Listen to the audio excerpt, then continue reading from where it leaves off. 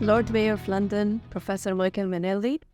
Good morning and welcome to DIFC. Good morning, Anya, and it's really nice to be here. Your hospitality's been superb today. Thank you, and it's a real pleasure to have you as part of the DIFC podcast, Unplugged. Excellent. Okay, so allow me to give just a brief introduction about your journey. I think it will take me hours to really cover all the amazing work that you've done.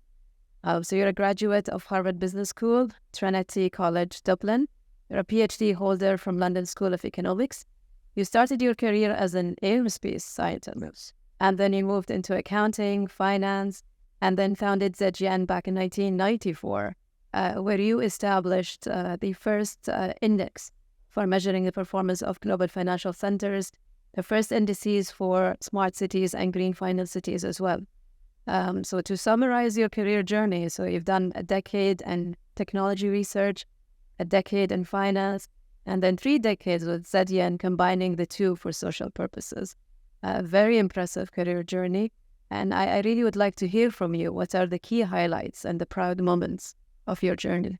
Of my journey. Well, I've just had a good time. I'm very curious and I like exploring things. But there are so many opportunities for us in the financial sector when we work with other sectors. And I think science and technology and economics have a lot to offer. Probably, I guess, one of the high points, particularly as this is COP28 here in Dubai, which is one of the reasons I'm certainly here, was the creation of the carbon markets in the 90s, which is where we were very much looking at the science and then using that to explore how market solutions could work. And I guess even at the moment, I'm looking at the area of space clutter and space junk. And again, it's all about the science, but it's also about finance and economics can provide the solutions to some of the world's big problems. Yeah, amazing. It's really interesting. So I've had another interview with Dame Susan Rice. It was really interesting to see as well science and finance combined. So you've been elected recently as the Lord Mayor of London. It's been almost a month now. What have you been up to and what are your key priorities of your term?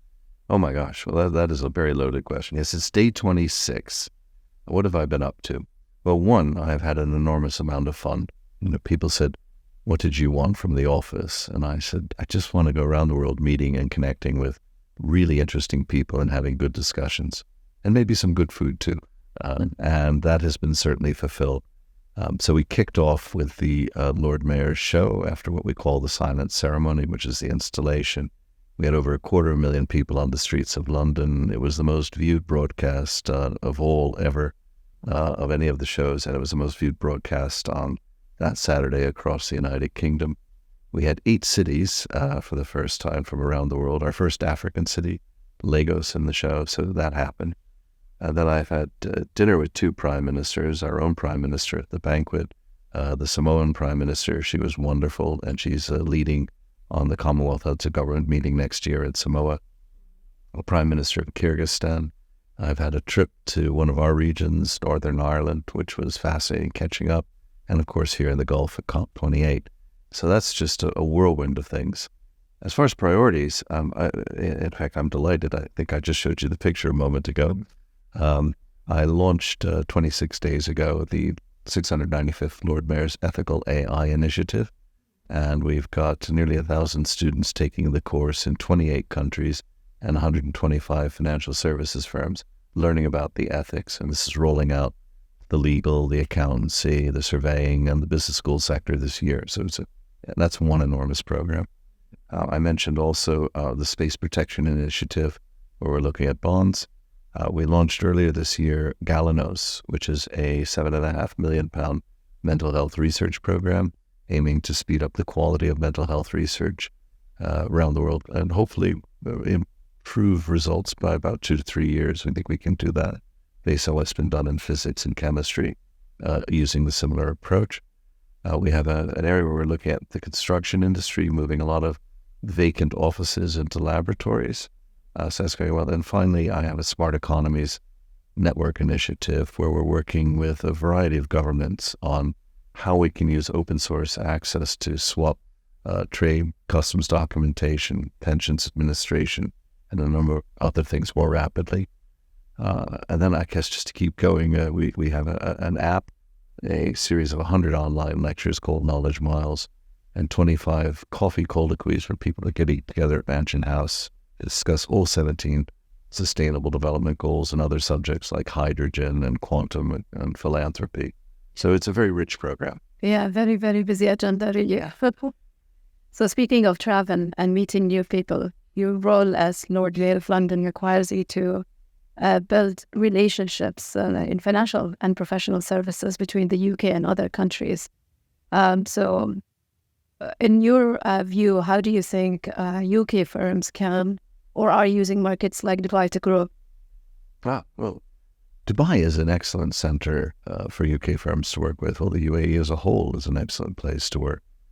I've observed 4 decades of growth here, and your announcement 20 years ago that you were going to be a financial center. And I also admired the way that it was done, very much based on starting originally with the rule of law and regulation and growing up from there. And what we see out the window today in your plans is, are really amazing. I myself have done a little bit of work here over the years. We're a small firm, a research firm isn't that big. But in fact, one of my staff has been based out here for a number of years. And he's left us and was working for somebody else, but we went out for a coffee yesterday morning and things. So why does it work well? Well, the first thing is the labor force is skilled and interested. Secondly, it's cosmopolitan. It's 80% of the workforce is from somewhere else or some outrageous number. Third thing is the access is easy and open. The rule of law is the same. So these are all good things. Not a bad time zone to be in, particularly with the huge growth we've seen in Asia over the last 3-4 decades. You've been right in the middle of that as a bridge between West and East. So I think all those make this place very good. I think what's also particularly interesting to me is the ease of flow, if I can describe it as that. A lot of jurisdictions, particularly on the continent, can be quite strict about where are things physically located.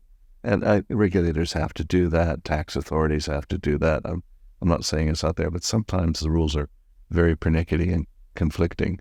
And I believe that the ease of access here is very, very high. So we're filming this during COP days, and COP28 is obviously a COP that has very high expectations of the finance sector.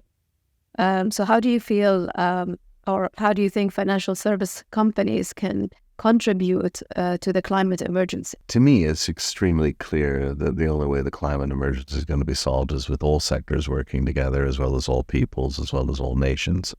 We have a global pollutant, carbon or greenhouse gases, and that was the agreement in 1997, that we would solve the greenhouse gas situation by using emission permits. And that was the agreement in Kyoto at COP3. So we need to make that work. You can be an optimist or a pessimist. The glass is half full or half empty. And I vary a bit depending on which day you catch me on. I'm very much on the cusp. But today's an optimistic day because I'm here in a global city and having a good time. And I think what people sometimes forget is we've got 23% of global emissions are covered now by a credible emissions trading scheme. So we need to complete that task. And I ask for redoubled efforts in that regard. However, that's not all finance has to offer. There are other things. So we've been working as well on the voluntary carbon markets, or as I sometimes like to look at them as the sequestration market. So it's emission trading is about making sure you pay when you pollute and trying to reduce that to zero by, say, 2050 or 2060. But there'll still be a need to emit something, and we need to find ways of sequestering that. That's a market at an early stage. Then we move on to areas like nature finance. This moves actually strictly outside of COP, although there's been a lot of discussion there. And we need, finally, I think, as an industry, to make sure that all of this works together in a way that is fair and just, particularly in developing and developed world relationships, but also between men and women, and between people of various ethnic origins. So there's a lot to do in this. COP, I always emphasize, let's really focus on solving the carbon emission problem. So when we move into finance, it's very clear, the UNFCCC uses a phrase that started in 2007, that 86% of the money has to come from the private sector. Well, if you work that around the other way, that means if I get the 14% that's supposed to be coming from governments, I won't get there. Whereas if I get the 86% that I'm going to get from the private sector and I don't get the 14% for government, I could probably figure something out. So the private sector is important. And people talk about skills gaps and finance gaps, and these are probably true. But the one thing I often emphasize is that these discussions were going on in 92, 93, and 94, believe it or not, about telecommunications and the internet. And then suddenly in 94, when people worked out how to make money, within 5 years, we had no skills gap and there was no finance gap. There was money to be made. So we need to make the markets places where people can make money. And that's why the emissions trading schemes are good. At 85 euros a ton or $85 a ton, I will have engineers coming to me in my business and saying, boss, these are ways we could save a lot of money, and we'll do it. And that won't be because we read a report from some NGO or saw some television ad. It's because we're using markets. And that's what we in finance need to support.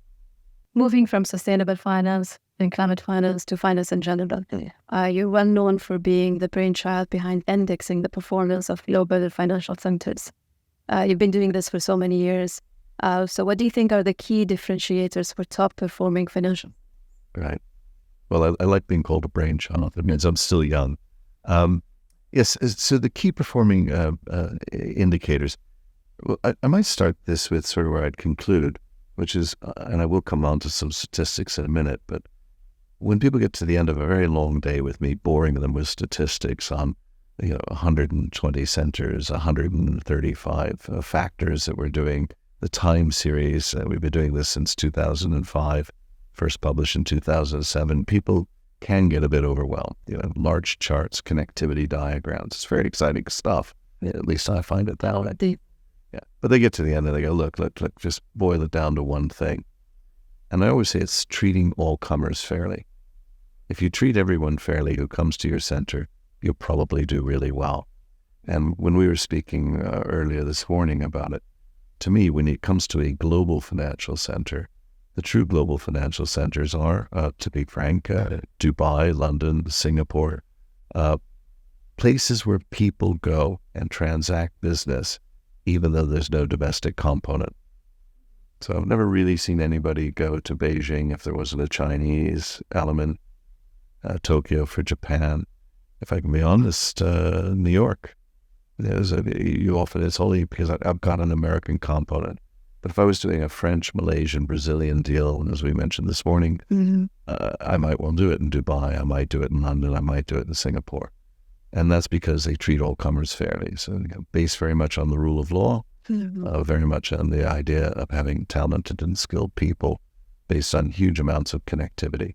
And that to me is the distinguishing element for financial centers. Yeah, and I'm sure Dubai saw this opportunity 20 years ago.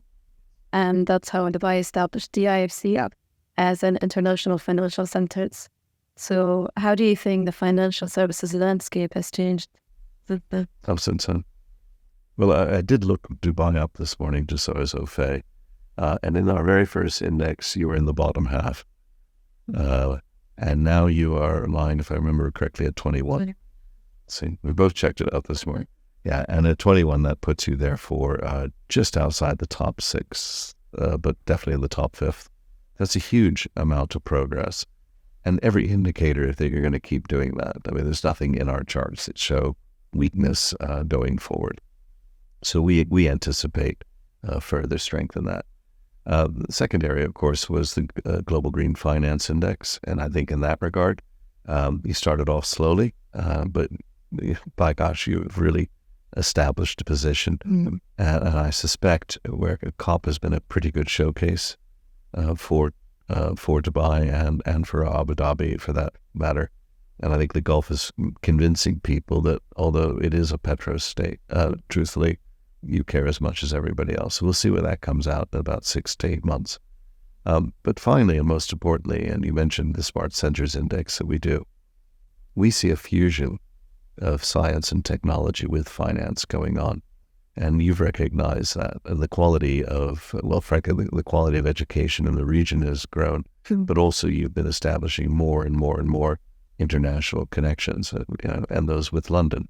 In fact, my theme this year is Connect to Prosper. And I want to celebrate the many knowledge miles that go through our square mile in London, which I like to call the world's coffee house. And many of those connections in areas like quantum, green, hydrogen point to the UAE and the Gulf. So I have to ask you the last question. It's about women. So you come from technology and finance, and these are the sectors where it's very few women have really made it to the top. So how do you see the representation and advancement of women evolve over the past few years? And what do you think women brought to those industries? Wow. Well, we've if we break this into two groups, if we look at the finance and then we look at kind of STEM or STEAM, as I sometimes think arts are part of science, technology, engineering, and mathematics. Across the world, broadly, and certainly in countries that are above a minimum level, we have seen that women's participation in the workforce has been vital to their advancement, growth in GDP, etc. Second thing we're seeing in Europe has certainly been a huge rise in financial services participation of women. I will say we brought out a report last week because we keep tracking this. We don't take it for granted. And there was a small slide in women's participation in financial services in the UK. At senior positions, they had gone up. I think it was to about 46%, and it slipped back to about 43%. That's kind of worrying. Mm-hmm. And the gender pay gap, as we call it, in the United Kingdom, has widened a bit in financial services. To some degree, we're interested in a lot of the job losses as well. And a lot of the job losses in financial services through automation and reduction in the use of counters has affected women disproportionately. So nothing's perfect in that area. On the science, technology, engineering, and mathematics space, and I hasten to add, one of my daughters is an engineer, and so very, very promoting of these things. Nevertheless, it's been obdurate. It's increased, it's gotten better, but it's nowhere where it needs to be. And what we're missing out on, and people talk about diversity, I kind of don't care if you wear a skirt and I wear trousers or what our color of our skin is. What I mostly care about is, do we think differently? And we're very, very powerful when we think differently and we assemble people in different groups. So I believe it's really crucial that we get that diversity area going. We're achieving some of it too. My Connect to Prosper model is London, I think, has prospered through diversity of contact. And I think Dubai is exemplifying that, as we spoke about earlier, about the cosmopolitan nature of Dubai. But we should never take our eye off the ball. And there's a flip side to diversity that I sometimes think people miss. It's actually about inclusiveness. Because if I've got the most diverse minds in the world tackling a subject like climate change, as we spoke about earlier, but there are many other global subjects. The SDGs are a good example: hunger, poverty, clean water. Then we've included everybody, haven't we? So the way to achieve diversity is to include the most people possible. And you get a more inclusive solution. Lord Mayor of London, thank you so much for your time, for your amazing insights. Thank you. Alya, thank you, and many congratulations on the DIFC achievements.